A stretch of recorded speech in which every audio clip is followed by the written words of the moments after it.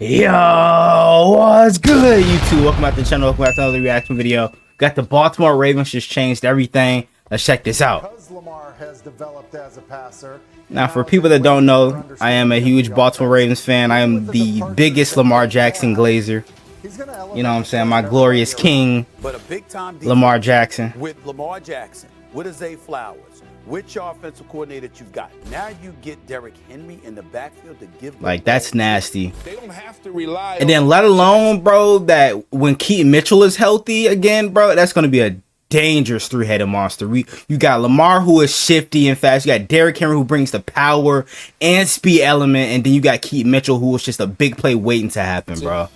That is dangerous. All you gotta do is turn around and hand the football to that big old read option RPO game is finna be nasty, bro. You know, you guys, I'm just gonna go ahead and jump straight into the Baltimore Ravens at this point, because this team, man, really has started to put together a great offseason so far, and it only looks like they're going to get better from here. They've made crazy good additions to the offense that I think is going to make them even better than they were last year, which is kind of crazy to say. And on top of that, even though they lost some players on defense, I think the people they added in their place could make them at minimum the same, if not even better on this side of the ball as well, which should give this team another chance to go all the way to the Super Bowl, just like they almost did last year. But before we get into why I exactly believe that, if you like Baltimore Ravens content just like this, make sure to go down and hit that subscribe button so you don't miss any Ravens videos for the remainder of this offseason.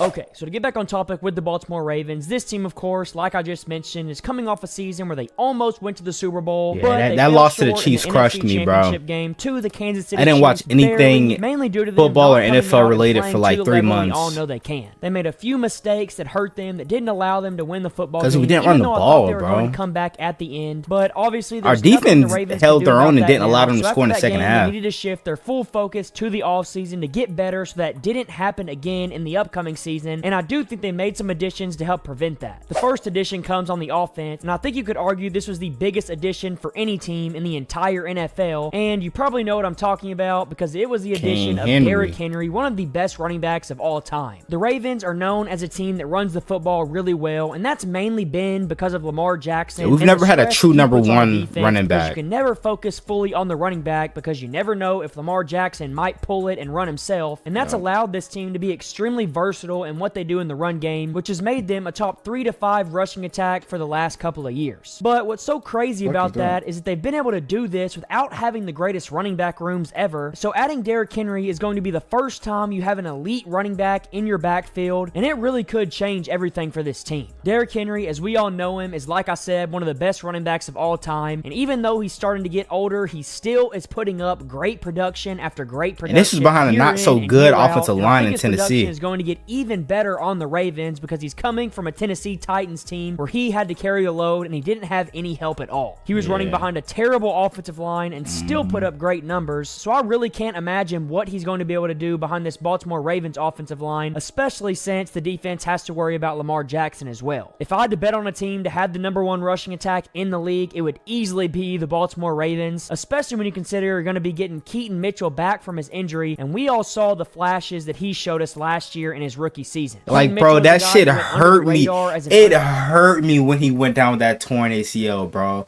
Like I just felt my heart drop. Like, once I saw him go down, bro, I was about to cry, bro.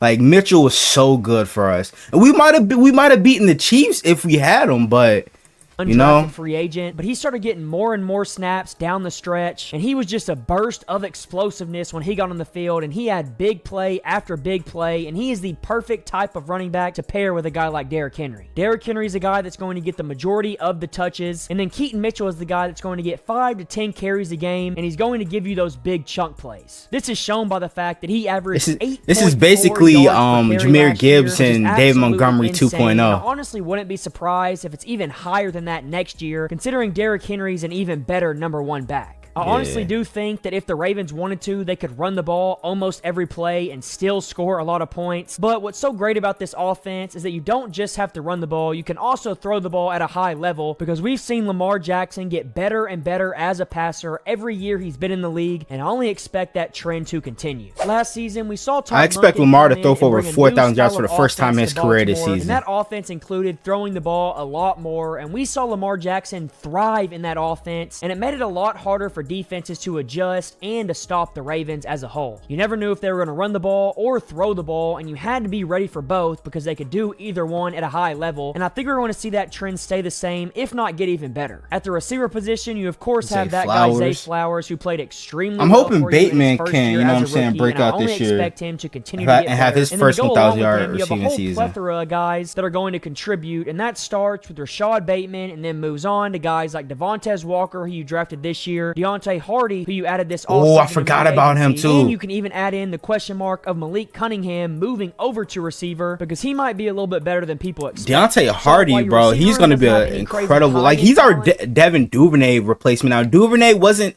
as shifty as he is, but Duvernay was still really good, especially in the return game. We can use, you know what I'm saying, Deontay Hardy on like jet sweeps and end arounds, shit, even maybe even, you know what I'm saying, some deep posts down the field type shit.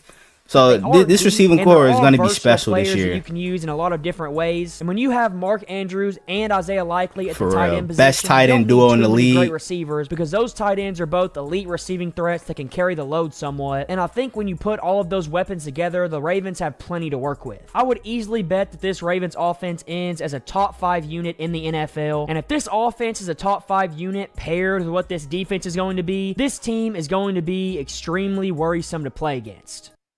When it comes to the defense, you did lose a few players. Most importantly, Patrick Queen. I'm not worried about that whatsoever. You also added players, not only in free agency, but also through the draft, that made you better. Nate so Wiggins. It kind of evens out, if not makes this defense a little bit better. When it comes to the defensive line, one of the most important things you did this offseason was re-signing Justin Madubuike. Big breakout year for him last year. Absolutely outstanding 13 season sacks, as an interior defensive fumbles. lineman, who I only expect to keep the same production going. You never see interior guys get as many sacks as he had, so to have a guy like that is a superpower to pair with everything else you have on this defensive line. You of course signed back Kyle Van Noy, which was a great veteran. It's crazy that he didn't even play every game last year for us, and he had 9 sacks. Extremely good player. You still have David Ajabu, who has a ton of potential, and you went out in the draft and got a guy. I just hope he can stay healthy. Isaac, who I'm extremely confident in. I think Adisa Isaac could be a lot better right off the bat than people realize, and if he is, this defensive line is going to get after the passer at an extremely high level, and it's going to make opposing offenses have a really hard life. Now, to go along with this defensive line, behind them, you have a linebacker room that did lose Patrick Queen, like I mentioned earlier, but really you have don't the perfect care. guy to take his spot that you drafted in last year's draft. Has a chance to be way better than PQ ever was. PQ who? At a really high level. I thought the Ravens who is PQ, huh? in the 2023 You know draft, what I'm saying? and they were able to get this guy in the 3rd round, and I think he's going to show why he was a steal this year to pair with what you still have in Roquan Smith. Roquan is the perfect guy you want teaching a young guy, because he is one of the smartest linebackers in the game, and I expect him to lead this linebacker room in the right way. And then I really do think that Trenton Simpson is going to be a great number 2 to pair with him. This should help make out one of the better front sevens overall in the league, if not the best front 7 overall in the league. And when you pair with that you also went out and added more to your secondary that was already good, that's when this defense really starts to come together. Obviously, you already had Marlon Humphrey, who is obviously a bit injury prone, but when he's on the field, he's safety tandem in Marcus Williams and Kyle Hamilton. You already had Brandon Stevens, who had a breakout year last year, and you still have Arthur Mallett, who played really good for you last year. But most importantly, and you went also out added in the draft TJ Tampa. And got another absolute steal. There's Washington coming back from injury. Able to take that guy Nate Wiggins at the 30th overall pick. There is no way in hell this guy should have been there that late, with all the athleticism he brings to the table and with everything he showed on his tape. He was the 3rd corner off the board. Like he's going to come in and be elite right away. He is a bit on the smaller side, and he's not the greatest tackler, but that's about as far as his weaknesses go. He is good at everything else, and you're not asking a corner to tackle well. You ask a corner to cover well, and he can do that all day long. He's going to come in and help make this secondary elite, and I really am confident. And shit, bro, we can move Marlo